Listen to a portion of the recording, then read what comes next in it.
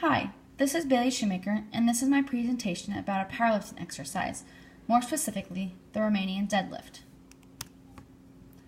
There are two main types of deadlift, the standard deadlift and the Romanian deadlift. They may look very similar, but there are some differences between them. First off, the standard deadlift works almost every muscle in the body, but mainly targets the back, while the Romanian targets the hamstrings and glutes. The standard starts and ends from the floor, so it is more of a hip hinge with a squat. The Romanian starts it from the floor, but the bar is not set down until the end of the set, so it is more of a hip hinge. The Romanian deadlift was first performed by Nicu Vlad, a Romanian Olympic weightlifter, in 1990 in San Francisco. The story behind how Romanian deadlift got its name was that Vlad was doing an exercise that looked like a mix between a stiff leg deadlift and a standard deadlift at a weightlifting competition. Someone asked what it was called, but Vlad didn't have a name for it. He just did it to strengthen his back. The Olympic weightlifting coach for the U.S. suggested the name, and it stuck. So why is the Romanian deadlift so popular? There are two main reasons. It works a variety of muscles, which helps to develop a strong foundation that is needed to be able to do other lifts and exercises. It also teaches a good lifting technique that can be used in all aspects of life to prevent back pain. According to our kinesiology book, agonist muscles are the groups of muscles producing the biggest contraction. The agonist muscles involved in the Romanian deadlift are the hamstrings and the back of the leg,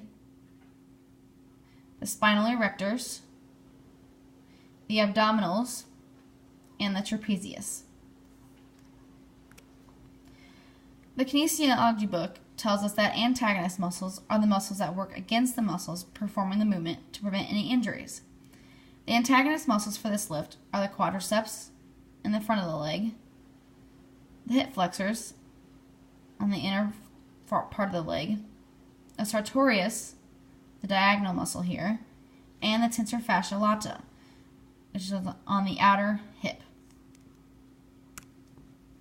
Now we'll discuss the trickier part, actually performing the lift. To do this lift, you hold the bar around the middle of your thigh with hands a little more than shoulder width apart. The grip is up to you and whatever you feel comfortable with. Some prefer an alternate grip with one hand supine and the other prone, while others prefer both hands to be prone.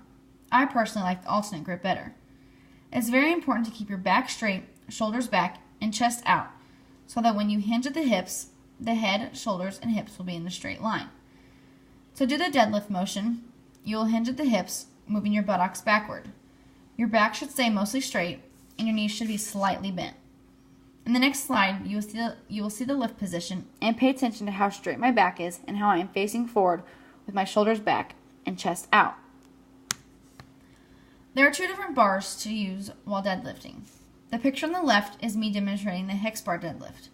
Hex bars have higher handles than barbells, so people that are first learning the lift will usually start with these bars so that they can learn the technique properly.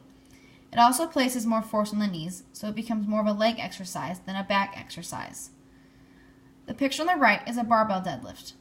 Once the technique is mastered, many people prefer this. It allows for the deadlift to be more of a back exercise instead of legs. Also, if you ever go to a gym, there will most likely be more barbells than hex bars, so it's a good idea to be used to using a barbell for deadlifts.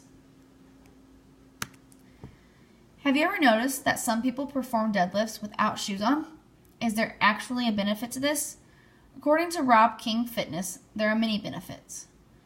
Running shoes have padded soles, so when you do a powerlift in running shoes and push your feet into the ground, you lose power and strength. The padded sole also elevates your heel, which can push your knees forward and throw off your alignment when you lift. Lastly, running shoes have an unstable surface, which could potentially throw off your stability, messing up your lift performance. Now that you know the basics of the deadlift, hopefully you'll be more confident and have proper technique the next time you perform this powerlifting exercise.